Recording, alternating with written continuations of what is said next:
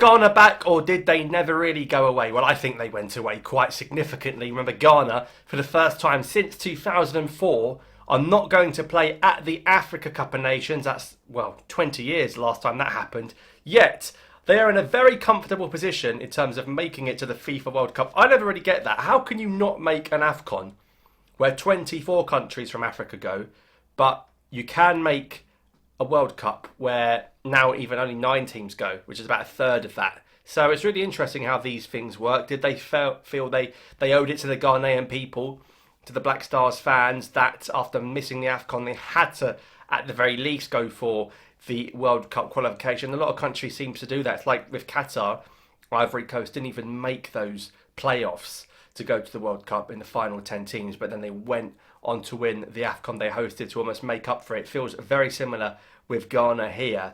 But looking at Group I, which is last but no means least in the alphabetical order of the groups, Ghana have a 3-point lead at the top, 15 points ahead of Comoros, who seems like this is a new rivalry, Ghana and Comoros. Remember the AFCON in Cameroon, when Ghana lost to Comoros and went out in the group stage, and even the AFCON previously, they went out in the group stage again, a little bit like Algeria really, isn't it? But this Ghana-Comoros rivalry seems to be reappearing, and I think Comoros beat Ghana recently again. So is this Ghana's chance to finally get one over the Comorian people? We're waiting to see. Comoros are going to the AFCON. Of course, they're playing the opener against Morocco. I think they're a good side. But I think what's helped Ghana, and remember in this group they weren't seeded first, they were a pot 2 team, Ghana. You know, all the big boys wanted to avoid Ghana. Ghana's still Ghana at the end of the day, and it's been proved here. Mali were a pot 1 team, and Mali had been poor, and I think that's helped Ghana a lot. Ghana have been good, I mean, particularly in the last 2 games. Ghana, they won 5-0 and 3-0. They scored 8 goals, they conceded none in those previous 2 matches. And Mali have been really poor. They've got 9 points out of a possible 18. Mali have never been to the World Cup. You saw what happened with Tunisia last time in the 3-cone goal that happened and the red card they got. You thought, here we go, a weakened Ghana. What a chance for Mali. Once again, they were disappointed. And I think Mali's failure has helped Ghana a lot. So Mali are 4th. They're not even the team in contention to topple Ghana. Even Madagascar have got more points. They're on 10 points, 5 points off the Ghanaians. Now, Ghana, of course, have got the same coach again, but there's elements of the game I like. I like Kudus. I like Semenyo. And these are 2 good players. Of course, Kudus is now at Spurs. I think some players, when they put the international shirt on, they don't give it their all like it at their club. I think we've seen that at Ghana. We talk about Inaki Williams, you think, oh my God, we've got Inaki Williams, you know, played about 500 games in a row in La Liga for Bilbao. And he's been shocking for Ghana. Inaki's not been good for Ghana, but when Kudus plays, even when they were terrible in the AFCON qualifiers, when they lost at home to Niger, you know, I thought Kudus at least still wanted to play. A lot of these guys didn't even want to play, at least they wanted to play. Kudus is a good guy. Semenyo's also good. I'm not sure about Inaki. But I've always said they've got to get away from the Ayew brothers. And even last time in Cote d'Ivoire, what were the Ayew brothers still doing there? Now, I know Jordan Ayew, of the 2, Jordan Ayew had a very good international break in March for the World Cup games, and I can see why he's still picking Jordan Ayew. I still think come the World Cup, you've got to move on from Jordan Ayew. You've got to let it build it around Semenyo and Kudus for me. You know, Ghana have really got to let the old guard go. It's what a lot of big nations struggle doing. You look at Algeria and Mahrez and things like that. You've got to let them go sometimes. So I know it's hard to let go of their legends, but it's just the way it is in football. It evolves. Now, of course, Ghana also have the situation surrounding Thomas Partey. Now, Partey is actually Ghana's captain. And, of course, he has moved on from Arsenal and joined Villarreal. So he will be playing football.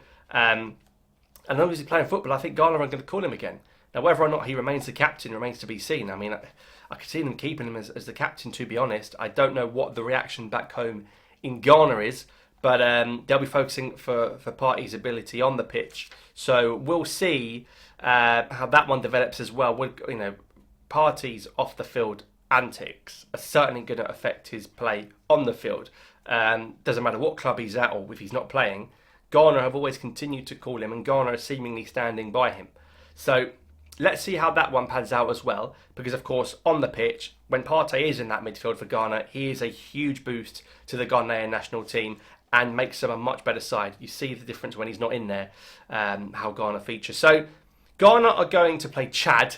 who have got not one single point, and Chad are out. So even not that it mattered, but Chad are out. So they are literally eliminated. So Ghana are going to absolutely slap up Chad.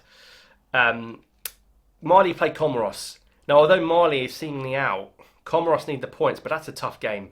Whether it's in Bamako or wherever, Comoros to have to play Mali away is a tough game.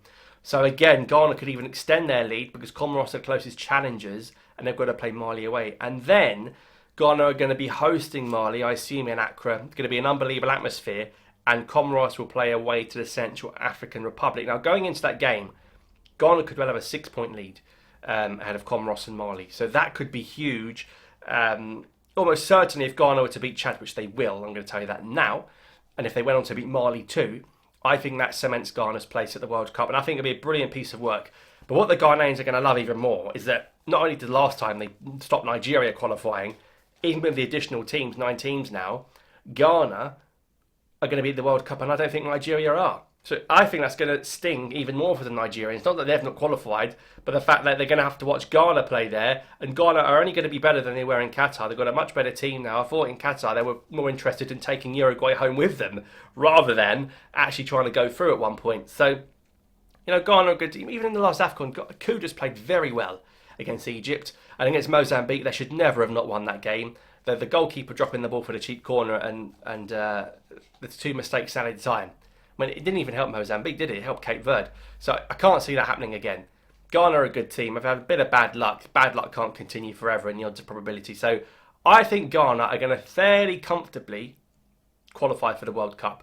But when you're Ghanaian, it's not fairly comfortable, is it? You're going to be watching with nerves. So, you know, they could easily lose to Mali. If Mali really want to make a stake a claim, Mali are going to have to beat Comoros and Ghana in September. If they want any hope, they're going to have to win both those games. Ghana will know that. Comoros will know that. We'll wait and see. But looking forward to watching Ghana because, like I said, we're not going to be able to watch them in the AFCON, which is a shame. But maybe it will suit them. Maybe they'll put their feet up come Christmas time and prepare for a FIFA World Cup while 24 African teams battle it out. But we know Ghana won't be winning the AFCON because they're not in it. So we'll wait and see. But would you sacrifice being at the AFCON if it confirmed being at the World Cup? I'm not too sure. But, you know, Ghana, legends of the game, 2010 World Cup, all of that stuff, Asamoah Gyan and Kevin Prince Boateng and Sili Muntari. What a team. Oh, I can't believe Asamoah Gyan missed that penalty against Uruguay. I know Suarez cheated, but still, if it was a player from my country, I'd want Suarez to handball it. If it was Slimani, I'd want him to handball it. It's helped them go through.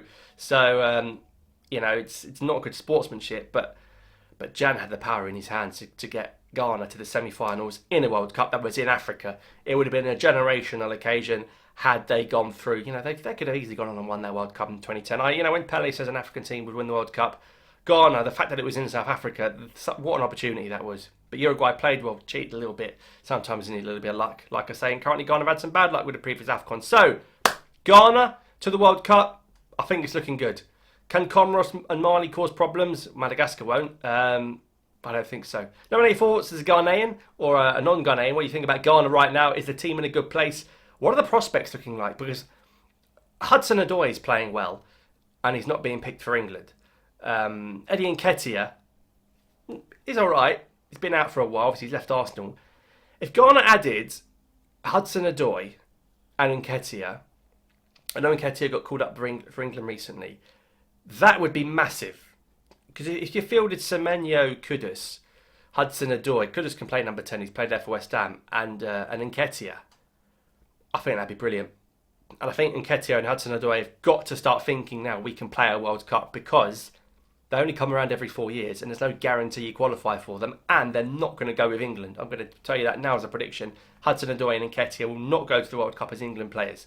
So even though Hudson Odoi played for England before he played in the Premier League, which is crazy, that's how I see it. So, let me know your thoughts in the comments down below. Thank you so much for watching. I'll see you next time.